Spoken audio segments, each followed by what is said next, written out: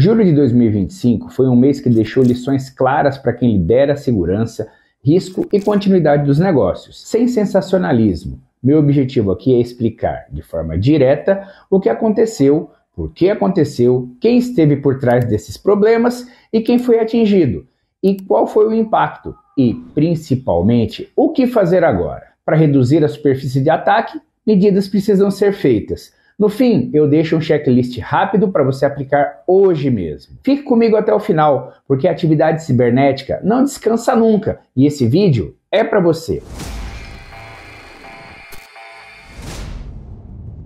Bom, eu começo pelo que, na minha avaliação, foi o caso mais emblemático do mês, o Allianz Life, nos Estados Unidos. Em 16 de julho, cybercriminosos aproveitaram uma combinação de engenharia social e acesso via provedor terceirizado de CRM em nuvem para obtenção de dados pessoais de parte substancial da base. Estamos falando aqui de grande quantidade, de cerca de 1,4 milhões de registros de clientes. O vetor não foi um bug no core da seguradora. O pivô foi uma terceirizada, com acesso privilegiado. E esse padrão está alinhado com campanhas recentes que exploram instâncias de CRM por meio de phishing e aplicativos OAuth maliciosos. E qual foi a motivação? Bom, foi monetização de dados e extorsão.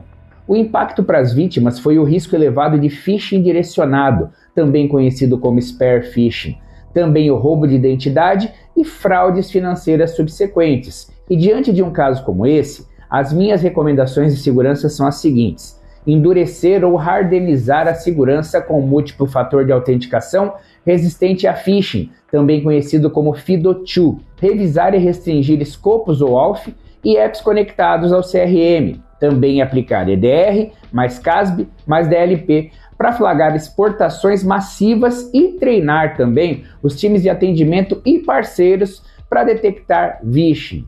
Além disso, tenha um playbook de revogação de tokens e rotação imediata de credenciais em caso de suspeita. Bom, agora vamos ao nosso segundo caso, que é chamado de SharePoint On-Premises.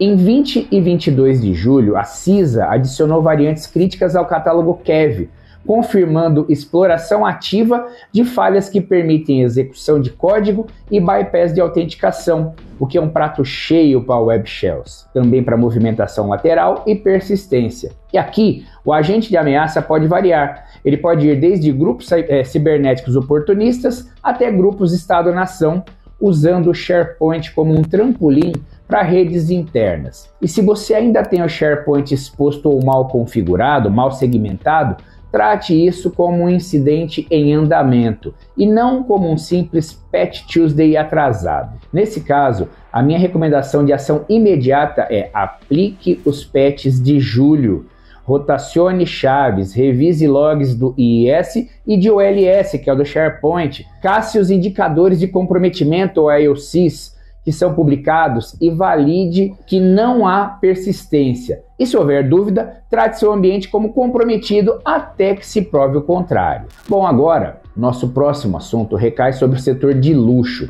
A Chanel confirmou em 25 de julho um acesso não autorizado a dados de clientes dos Estados Unidos em um provedor terceirizado que hospedava o seu ambiente do Salesforce. O padrão repete a mesma lógica: cadeia de fornecimento, mais engenharia social, mais abuso de integrações. E qual foi a motivação provável? Roubo de dados para revenda e extorsão. E isso trouxe um impacto prático, como impacto prático, a exposição a spear phishing de alto valor, usando dados de contato que são legítimos. E o que você deve fazer quando opera num ambiente semelhante? Fortaleça a governança de terceiros. Limite permissões e escopos OAuth ao mínimo necessário e exija múltiplo fator de autenticação forte para qualquer acesso administrativo, segregue objetos sensíveis, monitore queries volumétricas e também as exportações. Bom, agora, antes de entrar nos casos do Brasil, vamos a uma fotografia rápida do ransomware em julho. O grupo Qlin figurou entre os mais ativos do mês, com dezenas de vítimas publicadas e sinais de migração de afiliados de operações encerradas. O que isso quer dizer, Isso explica parte do crescimento de vítimas divulgadas, especialmente em setores de infraestrutura e também de serviços. E aqui o recado é simples: controle de credenciais, segmentação e backup testado continuam determinantes para reduzir o impacto da dupla extorsão, ou seja, você é cobrado 2 vezes para ter as suas chaves ou as suas informações restauradas. Bom, agora vamos ao Brasil.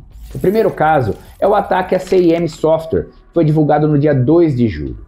Essa empresa ela presta conectividade para instituições financeiras no ecossistema do Pix. O Banco Central ordenou a desconexão e suspensão cautelares para preservar a integridade do sistema. E nos dias seguintes, a CIM retornou operações de forma controlada. O ponto mais grave aqui é o seguinte: segundo a investigação, um funcionário foi preso sob suspeita de vender as credenciais usadas para realizar as transferências fraudulentas em uma única noite. E veja, com estimativas acima de 500 milhões de reais. Em alguns relatos, superando 540 milhões até mais de 1 bilhão de reais.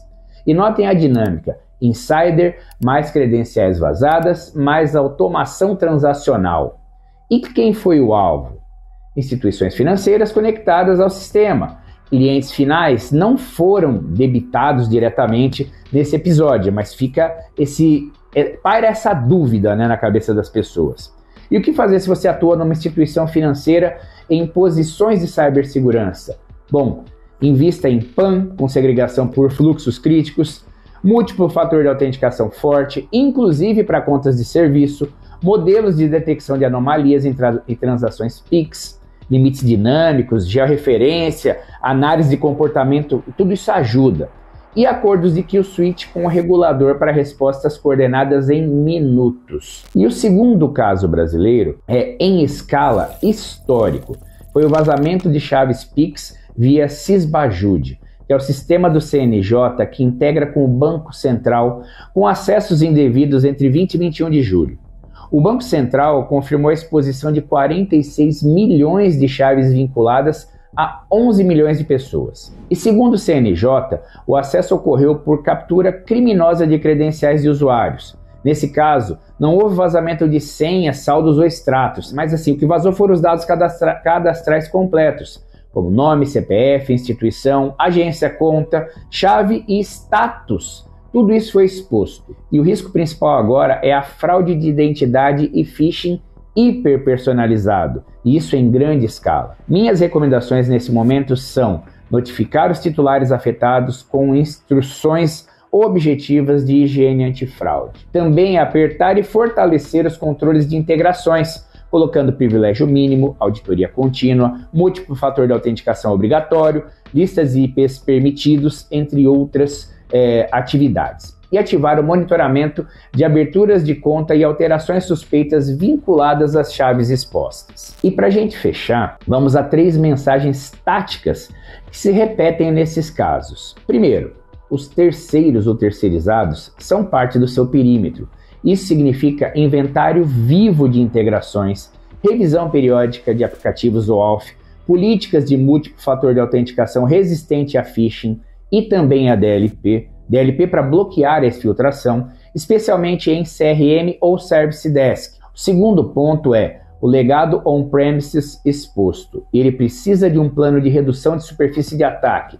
Por exemplo, se o seu SharePoint está virado para a internet, você não tem só uma vulnerabilidade, você tem um vetor ativo. E o terceiro ponto, onde há dinheiro em tempo real, como por exemplo Pix, é indispensável combinar PAN mais detecção comportamental, mais limites dinâmicos, com ensaio regular de resposta entre áreas de negócio, tecnologia, risco e jurídico. Ufa! Muita coisa aconteceu em julho de 2025. Esse foi realmente um mês com muita atividade cibernética.